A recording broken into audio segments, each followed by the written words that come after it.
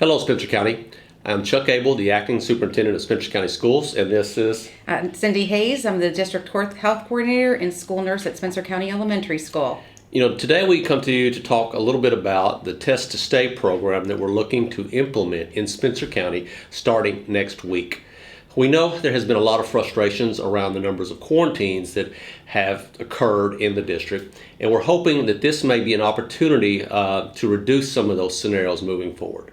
First of all, let me give you some of the logistical information. Starting Monday, the Blue Water Lab site that is currently available at the old central office on Main Street will open at 7 a.m. for Test to Stay opportunities.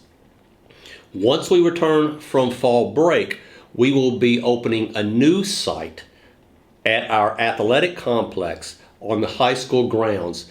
That site will be open from 6 to 10 each day to provide Test to Stay testing for our kids. So now that you know the logistics about where the sites are and the dates for which they open, let's talk to you a little bit about what Test to Stay is. Now, Cindy, you want to talk a little bit about that? Sure. Okay. So if your child or our student is exposed at school to a COVID positive person, they'll have the opportunity to quarantine and still go to school. So what that involves is rapid testing for about 5 days, depending on the date that they're exposed. And if they test in that morning before school hours, and they're negative, they will get a text on the phone of whoever registered that student to test. It'll say they have a negative rapid test, and they will be free to come to school all those days that they test negative, instead of staying home. Well, thank you. Yeah, and again, the way that works is that we will need parents to then bring kids to the site. Okay, you will scan a Q code there at the site that will give you access to all the school forms and all the consent forms that you need. They will then do the rapid test on your child or your student.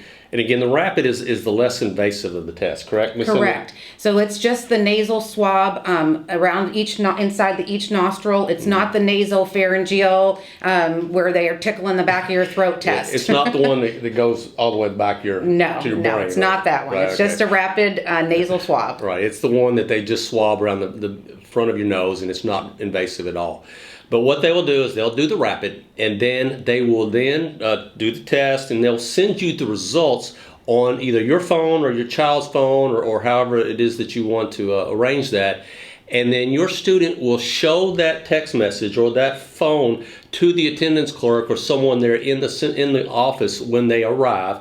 And that will be, I guess, the pass that they need to allow them to continue to stay in school on that particular day. Now, we know this is probably not going to be for all because, again, this is a scenario where, you'll have to bring your child, and it could take up to 5 days each time in order to qualify. And sometimes it may not. A lot of what we do here in the district is based upon when a child is exposed, when that exposure takes place. So we may quarantine a child, say, on a Friday, but when we do our research, the exposure may have actually occurred on a Wednesday. So You've already got 3 days that potentially have passed. So you would only need your child then to continue to go get the rapid scenario for those remaining quarantine days. Is that correct? Correct. So we're still going to be in quarantine for the full 7 days, and they get out on day 8, meaning that they can come to school, they can participate, get their schoolwork done, but then after that, they're back in quarantine. Right. So keep that in mind. The other thing is it has to be due to a school exposure, where we're calling you, telling your child was exposed to a positive person in the school building. Well, I think that's a great point because, again, this is school specific only. And right now we're continuing to follow the guidance given to us by our local health department. And that states, again, that Test to Stay was designed for academic scenarios, not extracurricular activities. So for the time being, it's only for school type situations, and it's only for those school exposures. Correct. So we felt in our school district, we partner closely with North Central District, and we're going to go by what their guidance is. And if they update that in the future, we find that this is working well, and they update it and change their guidance as far as after school curriculars, we'll probably look at that as well. Right.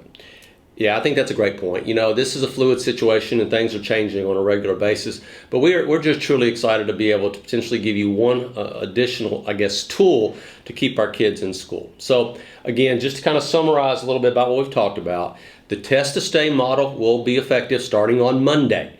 You will be able to go to the current Blue Water Lab site there at our old central office there on Main Street.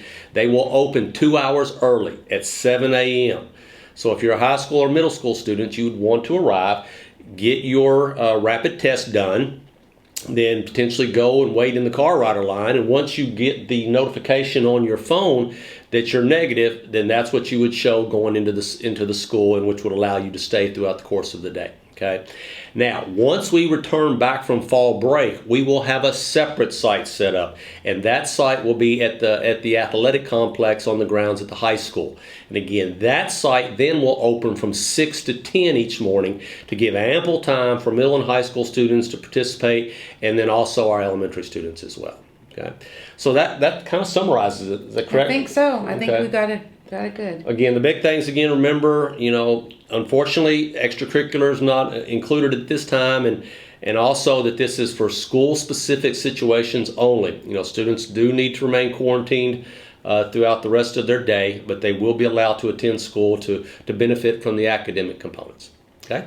Yes, and if you have questions, if your child is in that situation where they are notified that they need to quarantine, your school nurses will help you understand the program better, so that you can participate and understand everything. Right. Yeah.